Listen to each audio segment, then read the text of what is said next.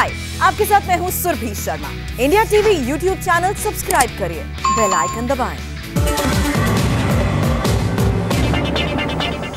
और एंटीलिया केस में वसूली वाले रैकेट को लेकर बड़ा खुलासा हो सकता है, क्योंकि एनआईए इस वक्त सचिन वाजे की उस मनी मैनेजर से पूछताछ कर रही है जिसके पास वसूली का पूरा हिसाब किताब होने की संभावना है। मुंबई में सचिन वाजे की एक और कार का भी पता चला है, और जब हमारे संवाददाता इस कार की रिपोर्टिंग कर रहे थे तब उन्होंने एनआईए दफ्तर में कौन सी अजीबोगरीब हलचल देखी। आप इस रिपोर्ट को देखिए, यह बात आपको भी हैरान कर देगी। ये कौन है जो मुंबई में एनआईए के ऑफिस में छुपने की कोशिश कर रहा है? इसका चेहरा नजर नहीं आया। इसने मीडिया को जैसे देखा, ये महिला गाड़ी के पीछे छुप गई और फिर आया एक स्टाफ जिसने महिला को कहा कि वो गाड़ी के पीछे ही रहे। क्या एनआईए के दफ्तर में ये वही मिस्ट्री वुमेन है जो सचिन वाजे को लेकर चर्चा में है? लेकिन ये देखने से पहले वाजे क्या कर रहा है वो देखिए।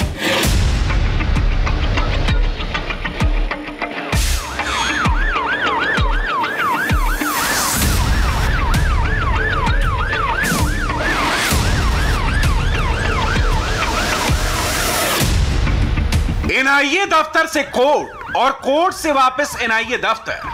पहले लग्जरी कारों में शान से चलने वाला सचिन वाजे अब सरकारी गाड़ियों से चक्कर काट रहा है। उससे मिले कई इनपुट से उसके नए लिंक का पता चला है। सचिन वाजे के साथ मिस्ट्री वुमेन कौन थी, इसका पता चल गया है, लेकिन उसकी एक और मिस्ट्री कार कहां है, इसकी तलाश बहुत बेसब्री से चल रही है। सबसे पहले बात उस मिस्ट्री वुमेन की जिसकी तलाश एनआईए को पिछले कई दिनों से थी। जिस मिस्ट्री वुमन से एनआईए इस वक्त पूछताछ कर रही है उसका नाम है मीना जॉर्ज। मीना जॉर्ज का करंट स्टेटस सचिन वाजे से लेकर उसके गॉडफादर को एक्सपोज कर सकता है।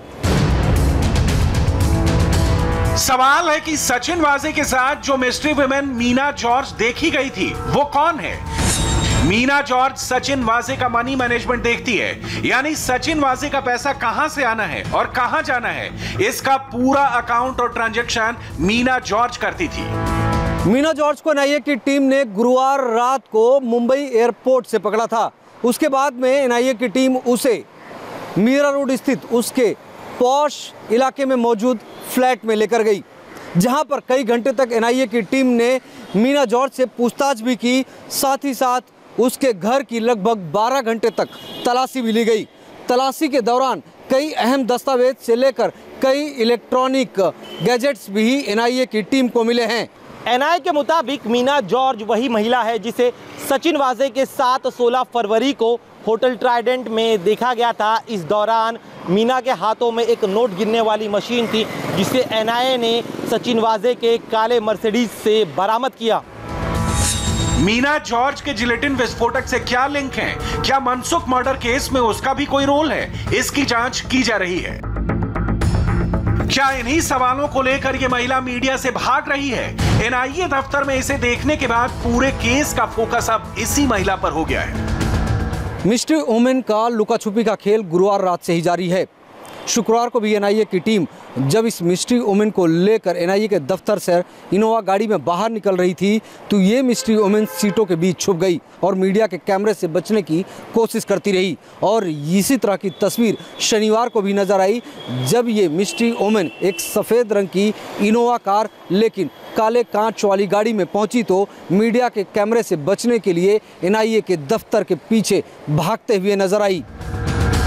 सचिन वाजे के साथ एक महिला के होने की चर्चा बहुत दिनों से चली आ रही थी, लेकिन अब उसका पता चल गया है, नाम जाहिर हो गया है। एनआईए की टीम मीना जॉर्ज को लेकर कोई बहुत ज्यादा खुलासा नहीं कर रही है, लेकिन सूत्रों की माने तो ये वही मिस्ट्री वुमेन है जो ट्राइडेंट होटल के बाहर सीसीटीवी फुटेज में नजर आई थी और सचिन वाजे के मनी मैनेजमेंट का काम संभालती थी। मीना जॉर्ज मीरा रोड के जिस फ्लैट में रहती है उसे उसने किराए पर लिया था। उसके मकान मालिक पीयूष गर्ग से भी पूछताछ की गई और उसके प्रॉपर्टी डीलर से भी बात की जा रही है जिसके जरिए मीना जॉर्ज ने फ्लैट किराए पर लिया था। यानी वो किसके रेफरेंस से आई और किसने उसे फ्लैट दिलाने के लिए बोला था। देखा जाए तो एनआईए के पास जांच आने के बाद सचिन वाजे और उसके लिंक्स के बारे में बहुत कुछ बातें सामने आ रही हैं जो एटीएस को पता नहीं चली या फिर एटीएस उस गहराई तक नहीं पहुंच पाई। सचिन वाजे को 7 अप्रैल तक एनआईए की कस्टडी में भेज दिया गया है। एनआईए ने आज कोर्ट को बताया कि सचिन वाजे का एक जॉइंट अकाउंट है जिसमें करीब 26.5 लाख रुपए थे, लेकिन एनआईए जब तक इस लॉकर तक पहुंच पाती उसके पहले ही किसी शख्स ने इस अकाउंट से पूरे पैसे निकाल लिए और अब एनआईए पैसे निकालने वाले इस शख्स की तलाश कर रही है। एनआईए ने सचिन वाजे पर यूएपीए यानी अनलॉफुल एक्टिविटीज प्रिवेंशन एक्ट की धाराएं लगाई हैं। इसके तहत एनआईए को अधिकार है कि वो सचिन वाजे की 30 दिन की कस्टडी मांग सकती है, जबकि आईपीसी की धाराओं में एक बार में सिर्फ 14 दिन के लिए ही कस्टडी मिलती है। वहीं यूएपीए के तहत जांच एजेंसी 180 दिन में चार्जशीट दाखिल कर सकती है, जबकि आईपीसी में इसके लिए 90 दिन का वक्त होता है। जब एनआईए सचिन वाजे को लेकर कोर्ट पहुंची तो उसके भाई सुधर्म ने इस केस के जांच अधिकारी की मौजूदगी में 5 मिनट वाजे से मिलने का समय मांगा, जिसे कोर्ट ने मंजूर कर लिया। वहीं सचिन वाजे के वकील ने अदालत में एक अर्जी दी कि वाजे को सीने में दर्द के साथ साथ हार्ट में 90% के 2 ब्लॉकेज भी हैं, इसलिए वाजे को उसके कार्डियोलॉजिस्ट से मिलवाया जाए ताकि मेडिकल ट्रीटमेंट कोर्स शुरू हो सके।